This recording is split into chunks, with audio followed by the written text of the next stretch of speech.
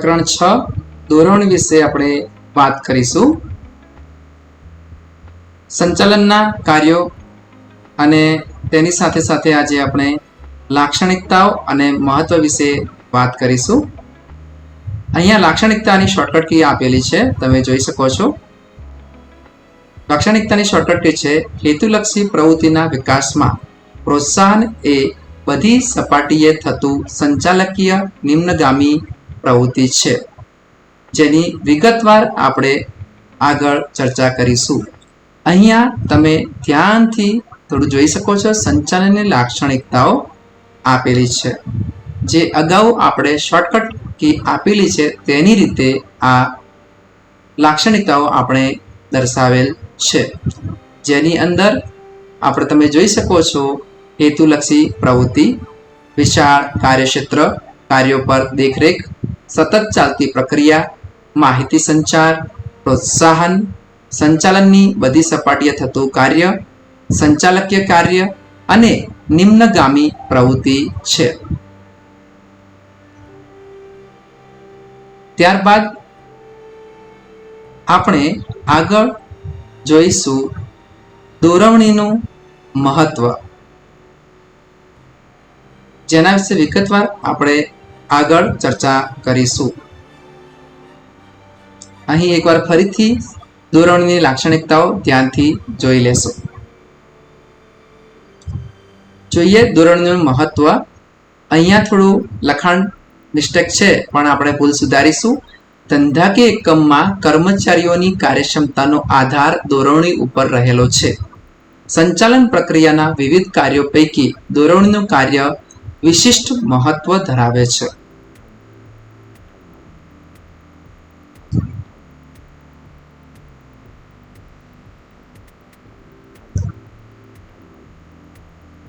તો હવે દોરવણીનું મહત્વ જોઈએ, જેના મુદ્દાઓ અહીંયા આપેલા છે, તમે ધ્યાનથી જોઈ લો. હવે તેની આપણે આગળ એટલે કે હવે પછી આપણે તેની વિગતવાર ચર્ચા કરીશું. એકવાર ધ્યાનથી જોઈ લેશો.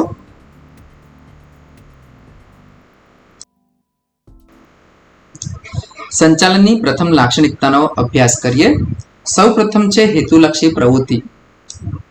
હેતુલક્ષી પ્રવૃત્તિ એટલે કે દોરવણીનો મુખ્ય હેતુ કર્મચારીઓને માર્ગદર્શન આપીને પ્રોત્સાહિત કરવાનો હોય છે. કર્મચારીને પ્રોત્સાહિત કરવાથી તેના કાર્યના ઉત્સાહમાં વધારો થાય છે.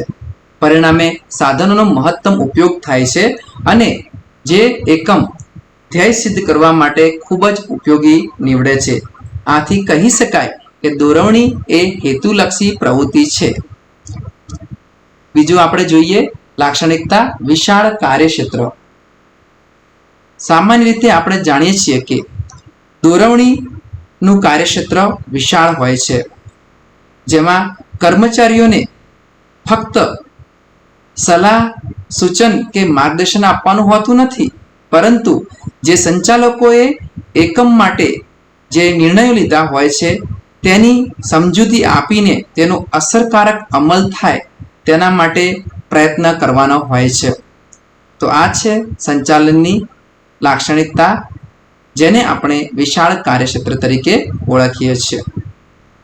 સંચાલનની ત્રીજી લાક્ષણિકતા કાર્યો પર દેખરેખ છે.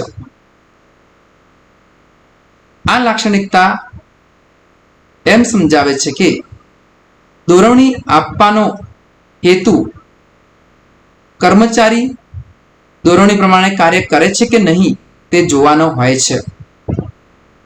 દોરવણી ફક્ત કર્મચારીઓને માર્ગદર્શન કે સલાહ સૂચન અથવા તો હુકમ આપવાનું હોતું નથી, પરંતુ તેમને અપાયેલી સૂચનાઓ અને હુકમ પ્રમાણે કાર્યો થાય છે કે નહીં તે અંગે દેખરેખ રાખવાની પ્રક્રિયા છે. સંચાલનની લાક્ષણિકતા 4 સતત ચાલતી પ્રક્રિયા. દોરવણી એ સતત ચાલતી પ્રક્રિયા છે. જ્યાં સુધી ધંધાકીય એકમ ચાલશે ત્યાં સુધી દોરવણી પણ ચાલતી રહેશે. ધંધાકીય એકમના કોઈ પણ કાર્યો હોય, કોઈ પણ કાર્યવિધિ હોય કે કોઈ પણ નીતિના અમલ માટે કર્મચારીઓને માર્ગદર્શન સતત આપતા રહેવું પડે છે. તેથી કહી શકાય કે દોરવણી એ સતત ચાલતી પ્રક્રિયા છે. નંબર 5, માહિતી સંચાર. દોરવણીમાં માહિતી સંચાર એ પૂર્વ શરત ગણાય છે. કારણ કે જો માહિતી સંચારની પ્રક્રિયા સારી રીતે અથવા તો વ્યવસ્થિત રીતે ન થાય તો કર્મચારીઓને યોગ્ય માર્ગદર્શન આપી શકાતું નથી. પરિણામે ઘણીવાર જે ધ્યેય સિદ્ધ કરવાના હોય છે તે પ્રાપ્ત થતો નથી. એથી કર્મચારીઓને યોગ્ય સમયે યોગ્ય કર્મચારીને યોગ્ય માર્ગદર્શન આપવું એ સંચાલનની લાક્ષણિકતા છે. આગળ જોઈએ આપણે પ્રોત્સાહન. કર્મચારીઓ પાસેથી વધુ સારી રીતે કાર્ય લેવા માટે તેમને પ્રોત્સાહન આપવું ખૂબ જ જરૂરી બની જાય છે. આ માટે કર્મચારીઓને તેમના ઉપરી અધિકારીઓ સમયાંતરે તેમને પ્રોત્સાહન આપતા હોય છે. સમય પડે એટલે કે જરૂર પડે તો તેમને તાલીમ આપતા પણ જોવા મળતા હોય છે. આ રીતે પ્રોત્સાહન આપવાથી કર્મચારીઓ અને સંચાલકો વચ્ચે જો કોઈ પણ પ્રકારના પ્રશ્નો હોય તો તેને દૂર કરી શકાય છે અને તેમનામાં આત્મવિશ્વાસ સંપાદિત થાય છે, જેથી કરીને કર્મચારીઓ વધુ ઉત્સાહથી કાર્ય કરતા જોવા મળે છે. નેક્સ્ટ જોઈએ સંચાલકીય કાર્ય. સંચાલનના વિવિધ કાર્યો જેવા કે આયોજન, પ્રબંધ, કર્મચારી વ્યવસ્થા, સંકલન, માહિતી પ્રેષણ અને અંકુશ સાથે દોરવણીનું કાર્ય પણ સંકળાયેલું છે. અને નેક્સ્ટ જોઈએ નિમ્નગામી પ્રવૃત્તિ. ખાસ ધ્યાન રાખો, દોરવણી એ નિમ્નગામી પ્રવૃત્તિ છે, જેમાં હંમેશા ઉચ્ચ સપાટીથી તળ સપાટી તરફ તેનો ઢોળાવ જોવા મળે છે. જેમાં ઉચ્ચ સંચાલકો તેમના હાથ નીચે કામ કરતા મધ્ય સપાટીના અધિકારીઓને માર્ગદર્શન આપે છે અને મધ્ય સપાટીના અધિકારીઓ તળ સપાટીના કર્મચારીઓને દોરવણી આપતા જોવા મળે છે. તો આ રીતે આપણે સંચાલનની લાક્ષણિકતાઓનો અભ્યાસ કર્યો. વાત કરી છે સંચાલનનું મહત્વ. કોઈ પણ ધંધાકીય એકમમાં કર્મચારીઓની કાર્યક્ષમતાનો આધાર દોરવણી પર રહેલો છે. જો કર્મચારીઓને યોગ્ય રીતે દોરવણી આપવામાં આવે તો તેમની કાર્યક્ષમતામાં ખૂબ જ સારી રીતે વધારો થઈ શકે છે, જેના લીધે ધ્યેય સિદ્ધિ પણ સરળ બને છે અને કર્મચારીઓ ધંધાકીય એકમને આગળ લઈ જવા માટે પોતાની તમામ શક્તિઓ કામે લગાડી દેતા હોય છે. તો ચાલો હવે જોઈએ સંચાલનનું મહત્વ, જેમાં નંબર 1 છે કાર્યક્ષમતામાં વધારો. સંચાલનના મહત્વમાં દોરવણી આપવાથી કર્મચારીઓની કાર્યક્ષમતામાં વધારો થાય છે. જેમાં વિવિધ એકમમાં કામ કરતા કર્મચારીઓને યોગ્ય દોરવણી આપવાના લીધે તેમને કામ કરવાની શક્તિ, તેમની સત્તાઓ અને જવાબદારી અંગેની સ્પષ્ટતા નક્કી થાય છે, જેના લીધે તેઓ કાર્યો પ્રત્યે જવાબદાર બને છે અને તેમની કાર્યક્ષમતામાં વધારો થાય છે. આગળ જોઈએ કાર્યક્ષમતાનું વિશ્લેષણ. કર્મચારીઓને દોરવણી પ્રમાણે કાર્ય કર્યું છે કે નહીં, અને જો કર્યું હોય તો કેટલા પ્રમાણમાં થયું છે, અને દોરવણીના લીધે તેમની કાર્યક્ષમતા કેટલી વધી છે વગેરે બાબતોનું વિશ્લેષણ થઈ શકે છે અને તેમના કાર્યોનું મૂલ્યાંકન પણ અસરકારક રીતે થઈ શકે છે. 3. કર્મચારીઓને પ્રોત્સાહન. કર્મચારીઓને પ્રોત્સાહન આપવાથી સંચાલકો અને કર્મચારીઓ વચ્ચેના સંબંધો સુમેળભર્યા બને છે.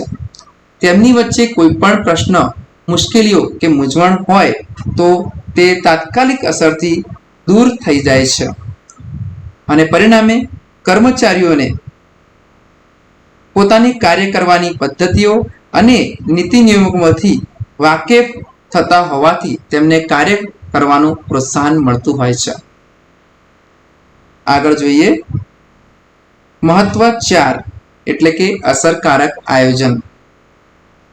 કોઈ પણ ધંધા કે એકમના બધા જ કાર્યોનું આયોજન કોઈ એક વ્યક્તિ દ્વારા કરવામાં આવે એ શક્ય નથી, કારણ કે તેની અંદર વિવિધ પ્રકારના કાર્યો વિવિધ વ્યક્તિઓ વચ્ચે વહેંચણી કરવામાં આવતા હોય છે, જેમાં આયોજન કરનાર અધિકારી મદદનીશો દ્વારા જરૂરી માહિતી એકત્રિત કરીને આયોજન ઘડે છે અને આયોજન દ્વારા નિર્ધારિત કરેલા ધ્યેયને પાર પાડવાનું કાર્ય દોરવણી દ્વારા કરવામાં આવે છે.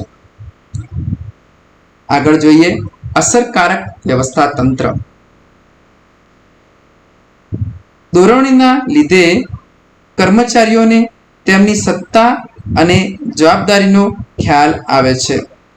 કયા કર્મચારીએ કયા કયા કાર્યો કરવાના છે અને કેટલા સમયમાં કરવાના છે તેનાથી તેઓ માહિતગાર થતા હોય છે, તેના પ્રત્યે જવાબદાર બનતા હોય છે, જેથી કરીને તેઓ અધિકારીઓના હુકમો અને સંચાલકોનું એટલે કે સૂચનાઓનું સંચાલકો દ્વારા જે આપવામાં આવતી હોય છે તેનું યોગ્ય રીતે પાલન કરતા હોય છે. તેથી સમગ્ર વ્યવસ્થા તંત્ર અસરકારક બનતું હોય છે. આગળ જોઈએ નેક્સ્ટ સંકલન અને સહકાર. દોરવણી દ્વારા તમામ કર્મચારીઓ વચ્ચે સંબંધો સુમેળ બનતા હોય છે. અધિકારીઓ અને કર્મચારીઓ એકબીજાના સંપર્કમાં આવવાથી તેમના કાર્યોનું સંકલન થતું જોવા મળે છે. કર્મચારીના વ્યક્તિગત ધ્યેયોને એકમના મુખ્ય ધ્યેય સાથે જોડવામાં આવતા હોય છે, જેમાં દોરવણી આપનાર નેતા તેમના હાથ નીચે કામ કરતા કામદારો એટલે કે આ તાબેદારોના કાર્યોનું સંકલન કરે છે. નેક્સ્ટ જોઈએ અંકુશનું કાર્ય. દોરવણી આપવાથી કર્મચારીઓની કાર્ય અંગેની ભૂલો અને ખામીઓની શક્યતા ઘટતી હોય છે, કારણ કે જ્યારે કર્મચારી કામ કરતી વખતે જો કોઈ વિચલન જોવા મળે તો તે જ સમયે તેને અટકાવીને દૂર કરી શકાય છે, જેથી કરીને એકમના નિર્ધારિત ધ્યેયો લક્ષ્યાંકો પ્રમાણે કર્મચારીઓ પાસેથી કામ લઈ શકાય છે અને અંકુશનું કાર્ય અસરકારક બનાવી શકાય છે. નેક્સ્ટ કાર્ય જુસ્સામાં વધારો. કર્મચારીઓને દોરવણી મળતી હોવાથી તેઓ કાર્ય પ્રત્યે સજાગ બનતા હોય છે. તેમની કામ કરવાની જે શક્તિ હોય છે તેમાં વધારો થતો હોય છે. એકમના જે સાધનો હોય છે તેનો યોગ્ય રીતે તેઓ ઉપયોગ કરતા જોવા મળે છે, જેથી કરીને તેમનો કાર્ય પ્રત્યેનો રસમાં વધારો થાય છે અને જો કોઈ તેમને કાર્ય કરતી વખતે મુશ્કેલી પડે તો તેઓ અધિકારીઓના સંપર્કમાં હોવાથી તેમનું માર્ગદર્શન લઈ તરત જ તેનો ઉકેલ લાવતા હોય છે. પરિણામે કાર્યનું જે સાતત્ય વધે છે અને કર્મચારીના જુસ્સામાં પણ વધારો થાય છે. નેક્સ્ટ હવે જોઈએ વિચલનોની શોધ. ધંધાકીય એકમમાં દોરવણી દ્વારા જ્યારે કાર્ય થતું હોય છે ત્યારે કર્મચારીઓની કાર્ય કરવાની પદ્ધતિમાં જો વિચલન જોવા મળતા હોય તો તે જ સમયે તેની તપાસ કરી તેમને દોરવણી દ્વારા તે ખામી દૂર કરી શકાય છે.